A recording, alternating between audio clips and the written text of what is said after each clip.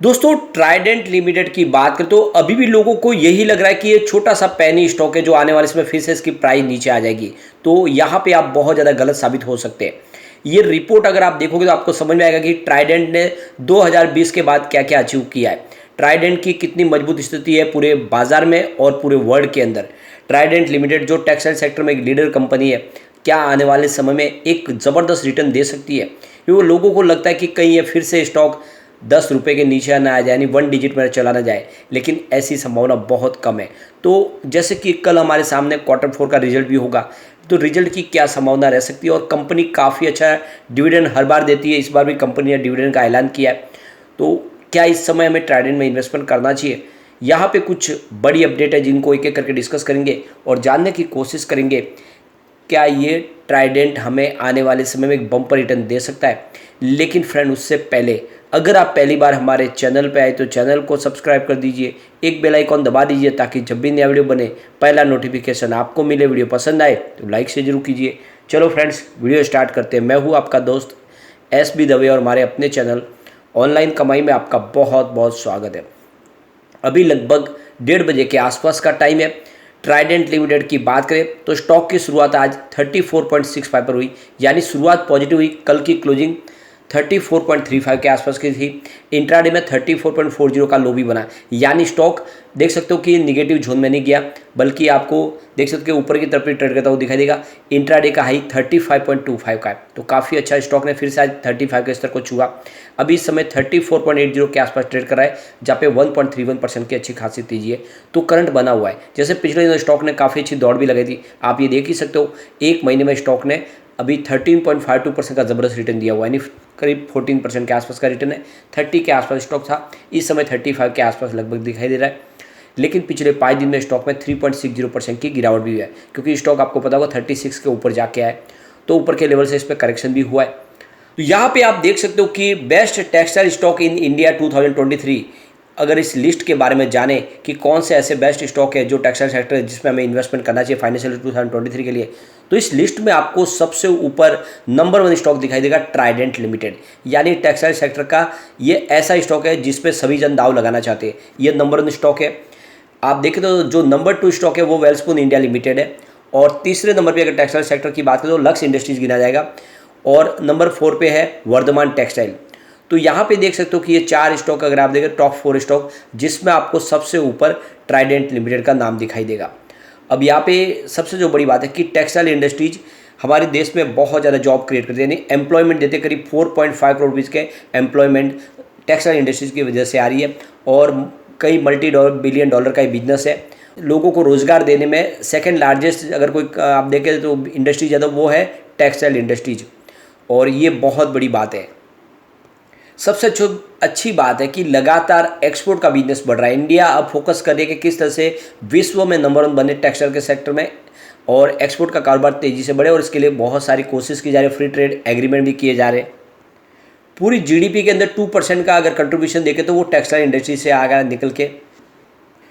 सबसे बड़ी बात है कि इस समय India second largest manufacturer PP पूरे वर्ल्ड के अंदर।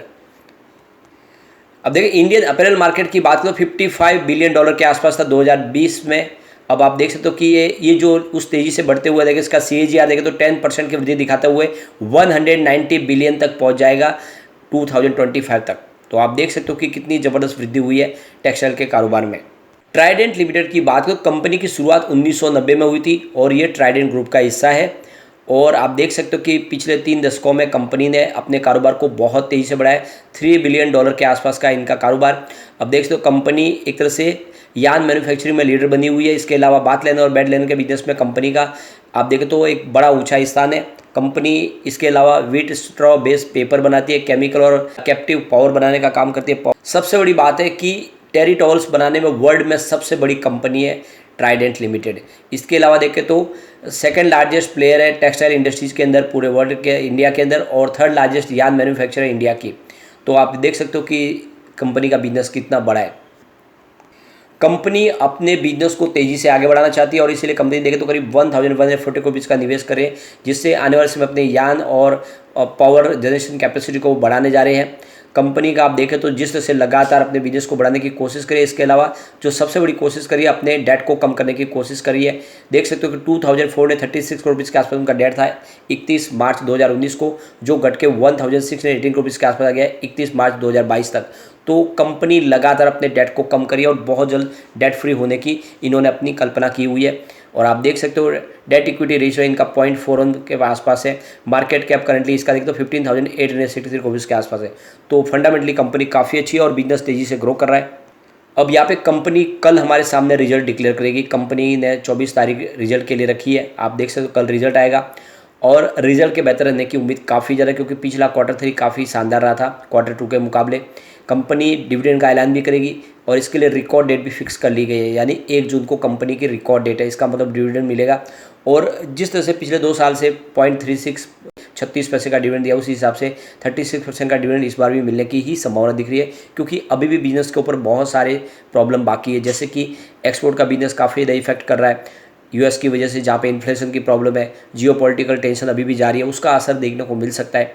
और कंपनी का लगभग 50% तो एक्सपोर्ट से ही रेवेन्यू आता है।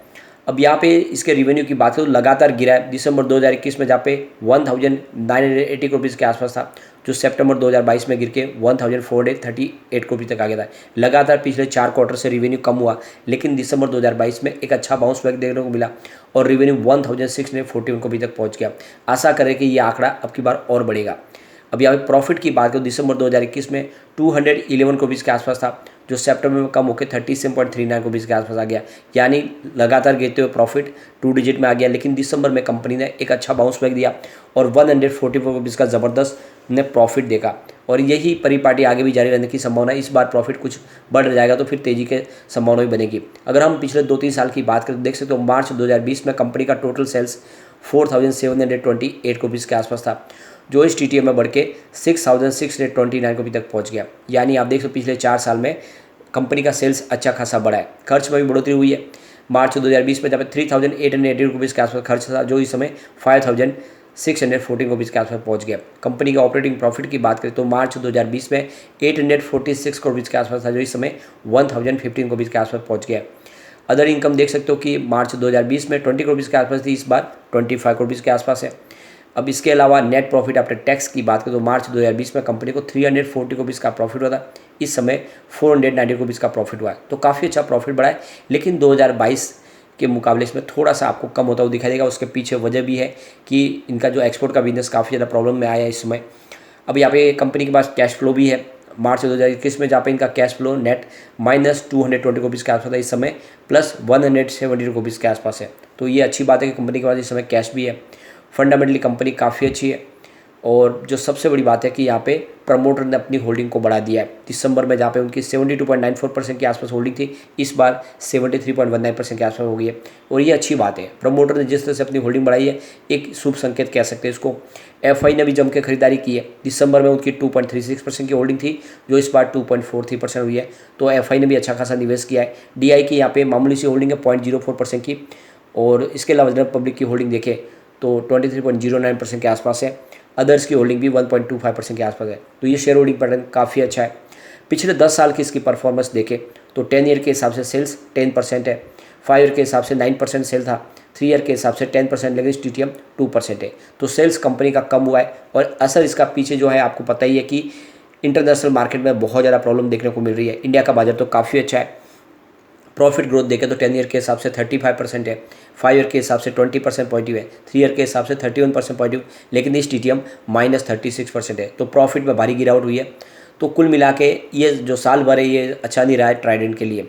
स्टॉक की परफॉर्मेंस देखें तो 10 ईयर के हिसाब से इसने 44% का पॉजिटिव रिटर्न दिया, 5 ईयर के हिसाब से भी 44% पॉजिटिव रिटर्न है, 3 ईयर के हिसाब से 96% का बम्पर रिटर्न, लेकिन 1 ईयर के हिसाब से 28% निगेटिव रिटर्न दिया है।